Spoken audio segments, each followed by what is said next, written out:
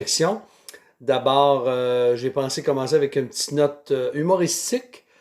Euh, Il y a une sœur qui m'a envoyé ce texte que j'ai trouvé assez intéressant et même, je dirais pas dire confusant. Elle dit ceci, bon, je résume. Si j'ai bien compris, tant qu'on n'a pas attrapé la COVID-19, on n'est pas immunisé.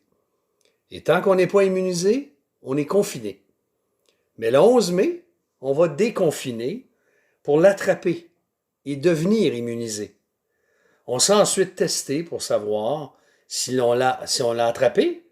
Et si on l'a attrapé, pour ne plus être confiné ou être confiné pour ne pas transmettre le virus à ceux qui ne sont pas immunisés, étant donné qu'ils ne sont plus confinés.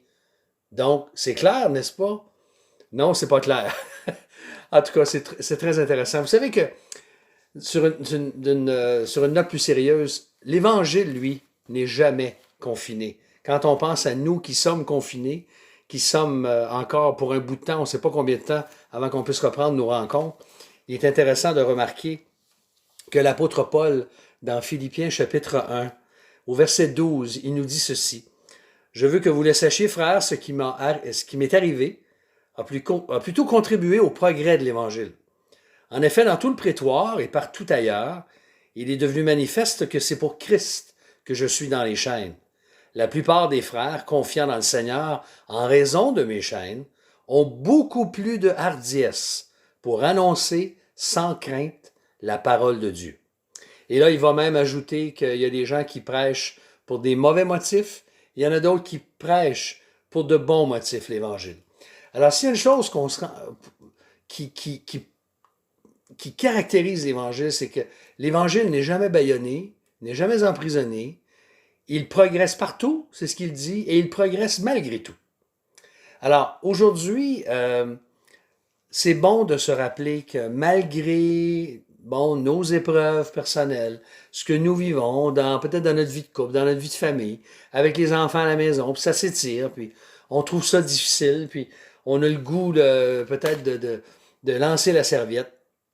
J'aimerais vous encourager à plutôt saisir ce qui nous arrive en ce moment et prendre part à l'Évangile, de participer au progrès de l'Évangile, de profiter de l'occasion pour que l'Évangile puisse progresser partout autour de nous, avec nos voisins, avec nos familles, qu'on puisse saisir les occasions pour le faire. Et alors plutôt peut-être aujourd'hui, si tu es dans l'adversité ou les difficultés, tu peux choisir de t'apitoyer, puis tu peux choisir de critiquer tout ce qui bouge. Tu peux choisir de demeurer inactif, puis de ne plus avoir le goût de rien faire, puis de rester amorphe, puis consommer énormément de télévision, puis d'écran. Oui, tu peux choisir ça. Tu peux même écouter tous les désirs de ton cœur. Mais laisse-moi te dire qu'il y a un bien meilleur choix que ceux que je viens de te mentionner. Un choix que tu ne regretteras jamais. C'est de choisir l'occasion pour que l'adversité, comme l'apôtre Paul le fait, ça devienne une bénédiction pour les autres. Donc, l'adversité peut être un instrument que Dieu va utiliser dans ta vie pour que tu puisses participer au progrès de l'Évangile, parler de l'Évangile aux autres et te rappeler l'essentiel, que Christ est mort pour nos péchés et qu'il nous donne la vie éternelle donne la vie éternelle à ceux qui croient et qui placent leur confiance en lui. Alors, si tu vis des circonstances pénibles, hors de ton contrôle, mais je t'encourage à penser de telle sorte que justement Dieu soit glorifié et puis que l'Évangile progresse partout et malgré tout. Alors, nous allons demander au Seigneur ensemble de nous fortifier.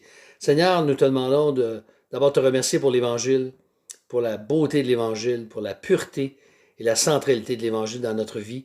Seigneur, nous te prions que tu puisses nous utiliser aujourd'hui afin qu'on soit une bénédiction et qu'on puisse participer au progrès de cet Évangile en parlant à nos voisins, nos familles, nos amis. Seigneur, nous voulons nous confier en toi et te remercier pour le privilège que tu nous donnes. Alors, bénis notre journée, fortifie-nous, que ta grâce nous accompagne. Au nom de Jésus. Amen. Alors, frères et sœurs, on se retrouve bientôt. Je vous souhaite une bonne fin de semaine.